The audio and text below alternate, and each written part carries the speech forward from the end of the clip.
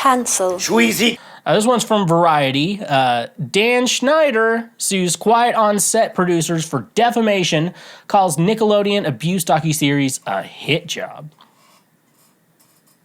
I identify as a fucking threat.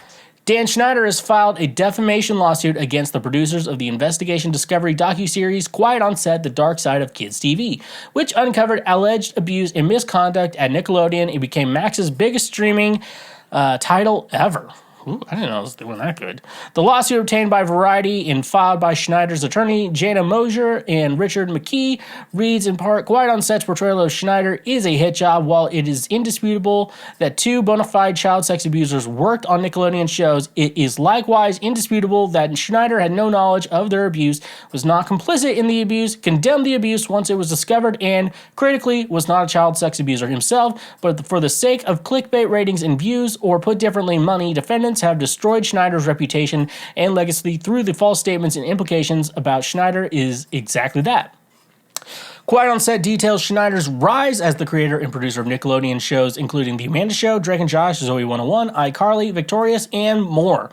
Former Nickelodeon writers, child stars, and crew members appear in the 5-episode series and accuse Schneider of creating a hostile work environment and sexualizing former child actors on television. A representative for Schneider said in the statement to Variety, at the time, everything that happened on the show Dan ran was carefully scrutinized by dozens of involved adults and approved by the network. If there was an actual problem with the scene that some people now, years later, are sexualizing, they would be taken down, but they are not. They are aired constantly all over the world today, still enjoyed by both kids and parents. Schneider himself said in a video posted after the launch of Quiet on Set, watching over the past 2 nights was very difficult, facing my past behaviors, some of which are embarrassing and that I regret. I definitely owe some people a pretty strong apology. Schneider's lawsuit claims that the voiceovers and graphics in Quiet on Set, as well as the series trailer, are purposely and intentionally defamatory in that they falsely and repeatedly state or imply that Schneider is a child sex abuser and committed crimes in this regard, and have been interpreted as such by countless average, ordinary, or reasonable viewers. In a separate statement sent to Variety alongside the legal complaint, Schneider wrote, recently the docuseries Quiet on Set highlighted mistakes I made and poor judgment I exhibited during my time at Nickelodeon, most of which happened decades ago during my early career as a producer working on shows for Toll & Robbins Productions. There's no doubt that I was sometimes a bad leader. I am sincerely apologetic and regretful for that behavior, and I will continue to take accountability for it. However, after seeing Quiet on Set and its trailer and the reactions to them, I sadly have no choice but to take legal action against the people behind it and their successful attempt to mislead viewers and increase ratings. They went beyond reporting the truth and falsely implied that I was involved in or facilitated horrific crimes for which actual child predators have been prosecuted and convicted. Schneider continued, I have no objections to anyone highlighting my failures as a boss, but it is wrong to mislead millions of people to the false conclusion that I was in any way involved in heinous acts like those committed by child predators. I owe it to myself, my family, and the many wonderful people involved in making these shows to set the record straight. Variety has reached out to ID, that's Investigative Discovery or whatever, for comment. In addition to Dan Schneider, Quiet on Set also investigates other people working at Nickelodeon at the time, including dialogue and acting coach Brian Peck. Interviewed in Quiet on Set is Drake and Josh star Drake Bell, who alleges he was a victim of Peck's sexual abuse. In 2003, Peck, 43 at the time, was arrested on 11 charges, including sodomy, lewd acts upon a child, 14 or 15 by a person 10 years older, and oral copulation by anesthesia or controlled substance, but the victim was not previously named. Quiet on Set also mentions Jason Michael Handy, a production assistant who was arrested and charged with a lewd act with child under 14. The mother of a former actor who appeared on The Amanda Show claimed on Quiet on Set that Handy sent her daughter a photograph of him naked, masturbating. Another Nickelodeon staffer animator, Zell Chanel, was sentenced to more than 7 years in prison for committing lewd acts on a 14-year-old boy and showing him pornography. If you don't know, we did cover this on the show, so you can definitely check that out and see that if you want to. But what is interesting, the thing is about this, like, I don't think Dan Schneider's a good person, and I don't think the way he acted on some of his sets, was good. But I do think here, one thing there is a good discussion here coming into this. We have to take aside, yeah, Dan Schneider's a bad person, and especially Brian Peck and Jason Handy and, you know, Azell Channel or whatever his name is.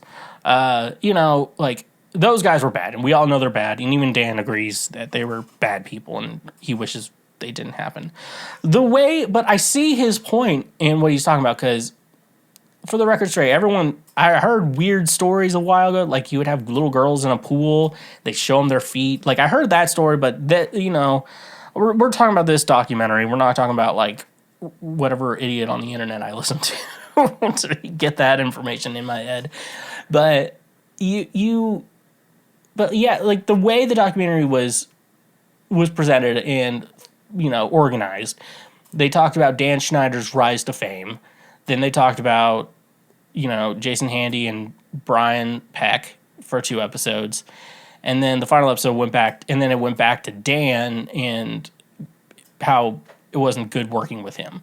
And so, yeah, I can see how it's framed that when the start of Dan Schneider to the end of Dan Schneider, you know, with these guys in between, it makes it look like he was like a predator. And I agree with it. There's nothing... And I agree with him. If there's no evidence or anything, they haven't uncovered anything that would give him that, like, he might be. But we don't have the evidence yet. So we have to let the process happen. We got to let people cook. We got to let the chefs cook, as the kids would say.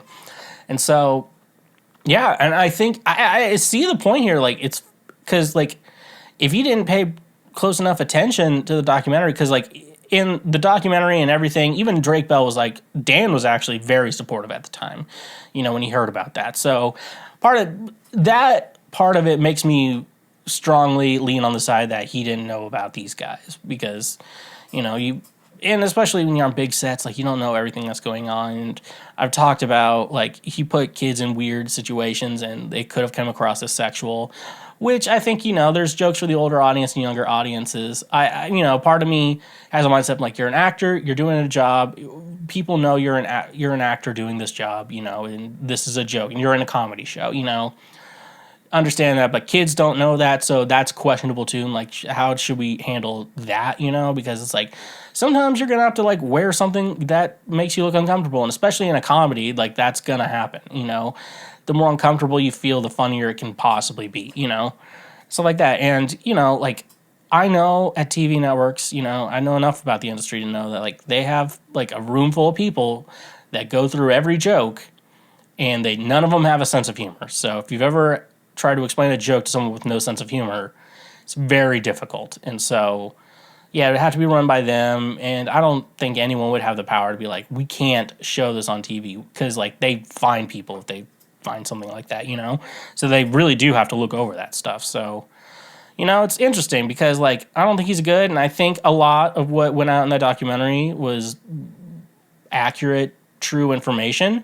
But I can also see, I can see how this documentary kind of puts him to get, because, like, it talks about, like, those 3 people specifically. Brian Peck, Dan Schneider, and Jason Handy, and then the other guy got, like, 2 minutes. I don't know why he didn't get much. I guess he wasn't, like, I don't know what he was doing. There's probably more on that, but yeah, like, those 2. And the other 2 were like, oh, what were child predators doing? They were at Nickelodeon. Like, let's uncover the story. And then you learn Dan, you know, it just wasn't easy to work with and stuff like that.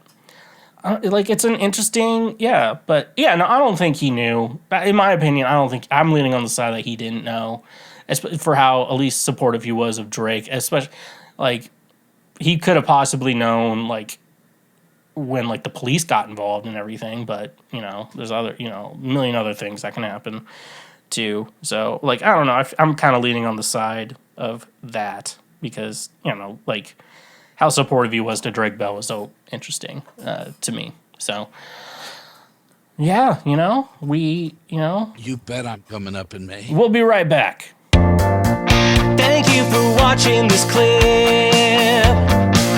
Watch it again or watch something else.